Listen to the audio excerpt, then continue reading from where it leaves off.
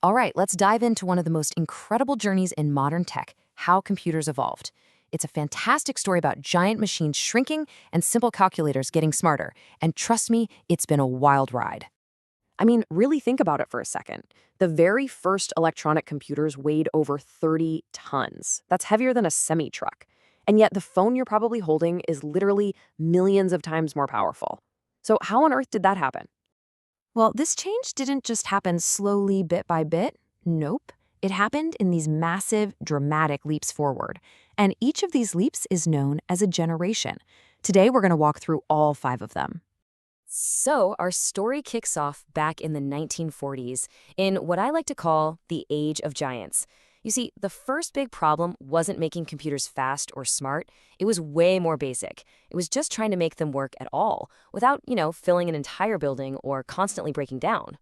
And the piece of tech that made it all happen, for better or for worse, was the vacuum tube. The easiest way to think of these is as little glass bulbs, kind of like tiny light bulbs, that acted like on-off switches. They were the absolute core building blocks for everything in these early machines, from calculations to memory. But here's the thing. These vacuum tubes were a total nightmare. I mean, sure, they worked, but they created so many other problems. Machines like the famous ENIAC and UNIVAC 1 were just colossal. They would suck up enough electricity to power a small neighborhood and got so ridiculously hot they needed their own custom cooling systems. And reliable? The ENIAC had almost 18,000 of these tubes, and you could bet on one of them failing pretty much every other day. It was a brilliant start, but man, was it flawed. So it was crystal clear. For computers to get any better, the vacuum tube had to go. It was a technological dead end. And then came its replacement, which turned out to be one of the most important inventions of the 20th century, the transistor. This little thing could do the exact same job as a vacuum tube, but it was incredibly tiny. And the difference was just night and day. You went from these big, hot, power-hungry, and super unreliable vacuum tubes on one side to these small, cool, low-power, and extremely dependable transistors on the other. This wasn't just a small improvement, it was a complete game-changer. Thanks to the transistor, computers all of a sudden got smaller, faster, and reliable enough that businesses and scientists could actually count on them. This is also when we got the first real high-level programming languages like Fortran and COBOL, which meant you didn't have to be a mad scientist to program them anymore. Computers were still crazy expensive, but for the very first time, they were becoming practical tools. Okay, so transistors solved that first big problem of reliability and size. But that just revealed the next challenge. Computers were still these exclusive machines for giant corporations and governments. The next great mission was to make them accessible, to make them personal. And the path to get there was pretty clear. You had to keep cramming more and more power into less and less space. The progression makes perfect sense. You start with one single transistor, then you figure out how to stick a whole bunch of them onto a single chip. And the ultimate goal, the holy grail, putting a computer's entire brain onto one tiny piece of silicon. And that brings us to the integrated circuit, or IC, the real star of the third generation. The huge breakthrough here was figuring out how to etch not just transistors, but all the other little electronic parts onto one single solid chip.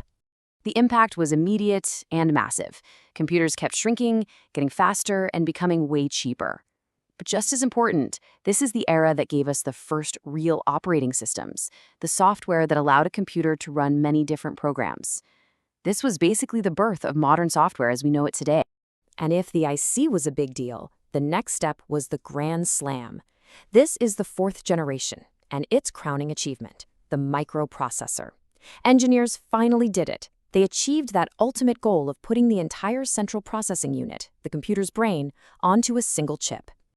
The microprocessor changed, well, everything. It's the invention that led directly to the personal computer, the PC. All of a sudden, machines like the IBM PC and the Apple Macintosh put incredible computing power right on our desks and in our homes. This generation gave us user-friendly interfaces with windows and icons and mice, and it built the foundation for the internet. We're still living in the world that this generation created. So, let's do a super quick recap. Generation 1, giant room-sized machines running on vacuum tubes. Generation 2, transistors make them way smaller and actually reliable. Generation 3, integrated circuits kick miniaturization into high gear. And Generation 4, microprocessors give us the personal computer. You see the pattern, right? Each step was built on the last, solving those big problems of size and cost. So, if we've made computers small, cheap, and unbelievably powerful, what's left? What's the next great frontier? Well, it's about moving beyond just calculating things and into the world of actual intelligence. And that brings us to the fifth generation, which is happening right now. What's so different about this one is that it isn't defined by a new piece of hardware, but by a concept: artificial intelligence. The entire focus is on creating systems that don't just follow our commands, but can actually think, learn, and make decisions for themselves. And look, this isn't science fiction anymore. The results of this generation are all around us. You see it in AI systems like ChatGPT that can understand and talk with you. It's the incredibly complex brain in self-driving cars.